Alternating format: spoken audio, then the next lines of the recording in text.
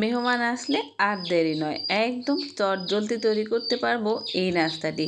খুব সহজ এবং কমন একটি নাস্তা। তো প্রথমেই আমি একটি ডিম নিয়ে নিলাম, সাথে দিয়ে দেব 1/3 কাপ চিনি আর পরিমাণ মতো 1 চিমটি লবণ। এগুলোকে দিয়ে নাড়াচাড়া করে আবারও 1/3 কাপ দুধ দিয়ে নিলাম। গরুর দুধটা না থাকলে গুঁড়ো দুধটা গুলে নেবেন। এরপরে দিয়ে নিলাম 4 টেবিল চামচ রান্নার সয়াবিন তেল আর 2-3 ফোঁটার মতন ভ্যানিলা এসেন্স। অবশ্যই ভ্যানিলা এসেন্সটা দিবেন, তাহলে একটা সুন্দর কেক ফ্লেভার চলে আসবে। অবশ্যই খেয়াল রাখবেন চিনিটা দুধ এবং ডিমের সাথে একদম গলে যাবে। যতক্ষণ গলবে না ততক্ষণ পর্যন্ত কিন্তু এভাবে নাড়াচাড়া করতে হবে হুইস্কের মাধ্যমে, তবে বিটার দিয়ে না।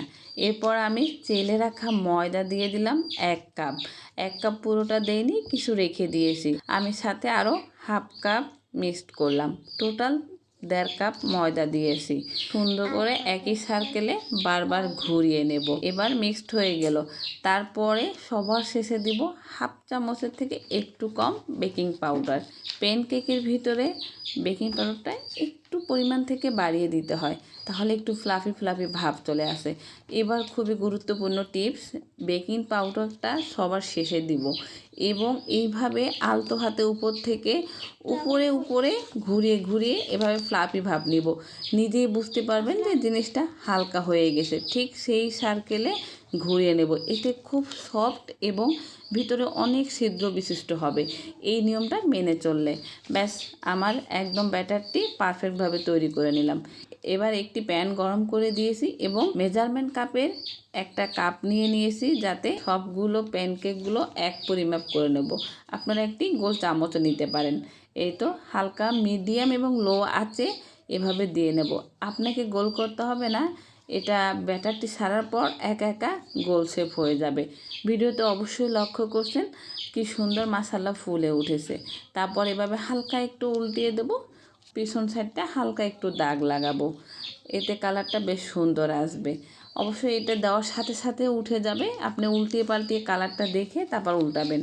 আমি তৈরি করে নিলাম আমার সমস্ত প্যানকেকগুলো। এবার একটু ডেকোরেশন করব।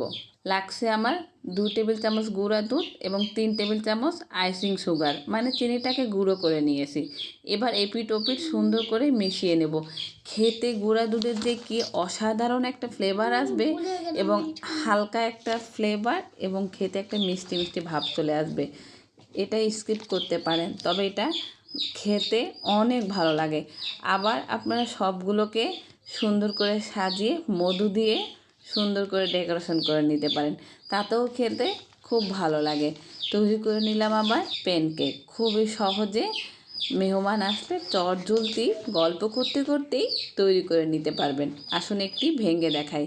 দেখেন কি সুন্দর সফট এবং ভিতরটা ফ্লাফি হয়ে গেছে, চাপ দিলেই এটা ডেবে যাচ্ছে।